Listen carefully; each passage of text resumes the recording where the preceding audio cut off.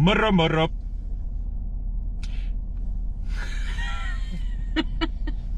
Morning time is not so good. I know. Good morning everyone. Hyvää huomenta kaikille. Toivottavasti mahdollisimman paljon suomalaisiakin koiraharrastajia on katsomassa tätä videoa. Finnish. Oh, all right. Easiest language in the world. That's for sure. It's one of the easiest, and you even know some words. Oh yeah. What are those? Kaksi kukule. Oh, sounds perfect. Anyhow, today we are talking about the third part of the out of motion exercises, and all these parts what we are talking about are super important for the whole picture, and all these parts in out of motion exercises are affecting each other. So if you have a problem in your build up, maybe you have a problem in your reaction on the seat. If you have a problem in a motion after the seat, maybe you have also problem in the reaction on your seat, or you have a problem in your recall. So all these are connected to each other. So even if you train them separately, in the end result, they all affect to each other. So remember, when you are training, like everything, you are training little pieces, you know, and it's the same when you are training the whole exercise to the trial. It doesn't mean that you put that whole exercise together every time. You are training it into the pieces and then you put it together, like in dumbbells. This is very typical in the club too. Like they train the front position and hold with the dumbbell. That's a one piece. I see that often. Even if I go to seminars, I see that the people are training the front.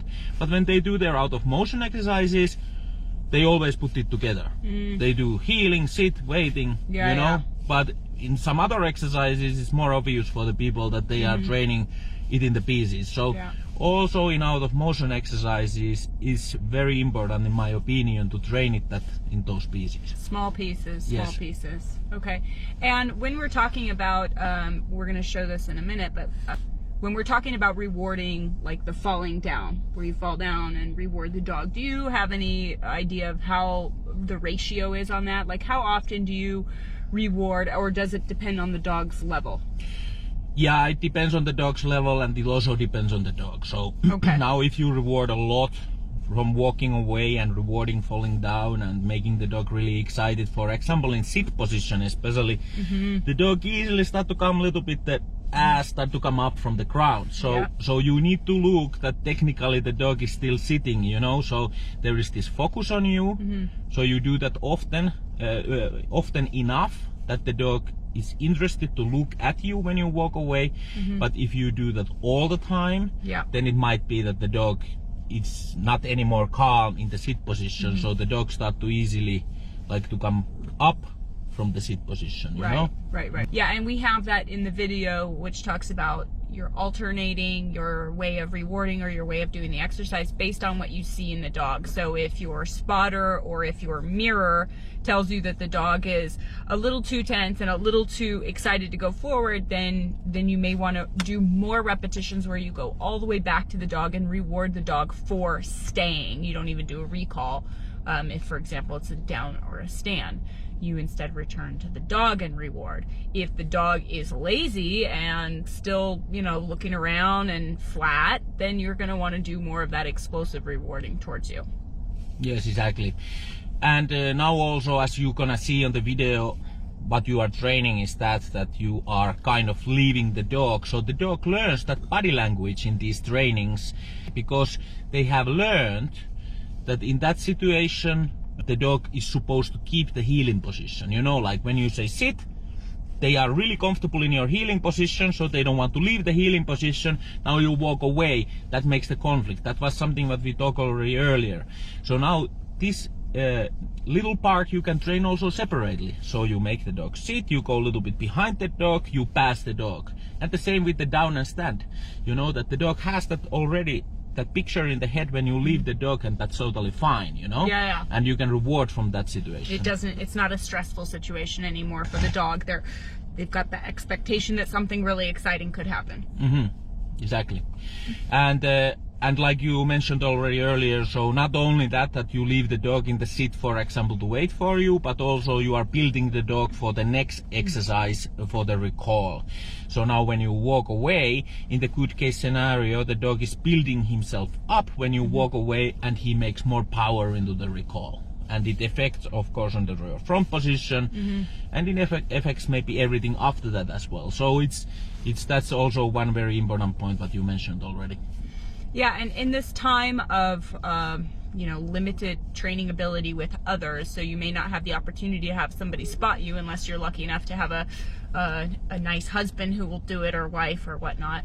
Then you may want to use a mirror or somehow set it up with your phone where you can see. So even if you do one repetition where you can't see, but you can video it from behind, and that will give you an idea of where the dog's at. If the dog is totally planted in their position and there's no sign of getting up, then you're all right. If you see that the dog's thinking about it, then you may want to adjust your repetitions to, like we said, go back and reward the dog. Yeah, and if you don't have a mirror and if you don't have any of those possibilities, then you can just do like walking backward away from the dog. Ah, okay. The first Yeah, time, yeah. so you can make it that way easier, and it's kind of a little bit same idea at first. So, and then eventually when you have that mirror or you have a help, the spotter beside you, then you can turn around. Right. So if you're unsure, walk away while you're still looking at the dog. So you're walking backwards away and you can spot yourself. Exactly. So hopefully you enjoy the videos, and send us the feedback, and so we can do better videos in the future. Yes. Good luck, guys.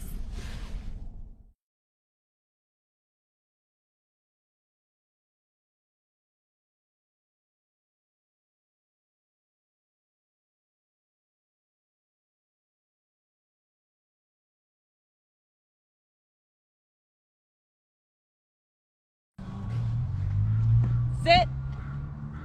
Jump. Good. I think I got it. Let's jump. Good boy. Good. Sit. Jump.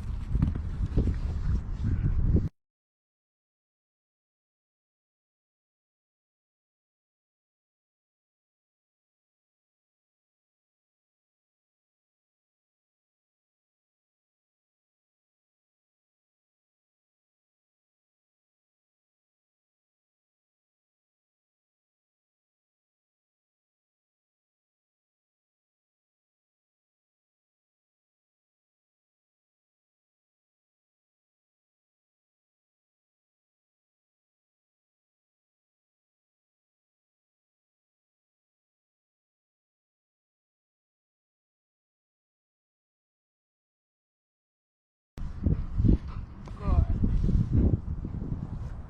Sit. Jump. That's my boy.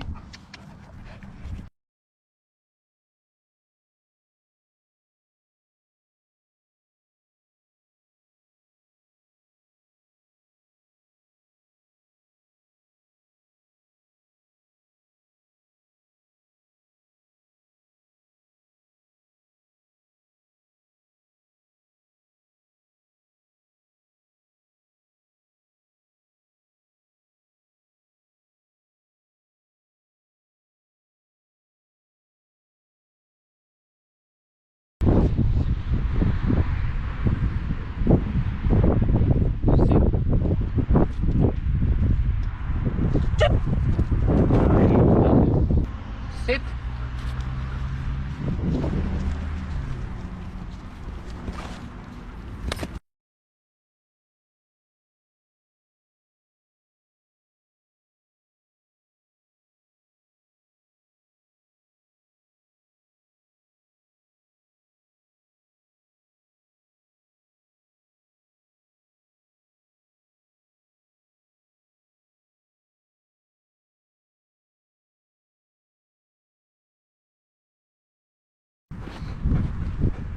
Sit.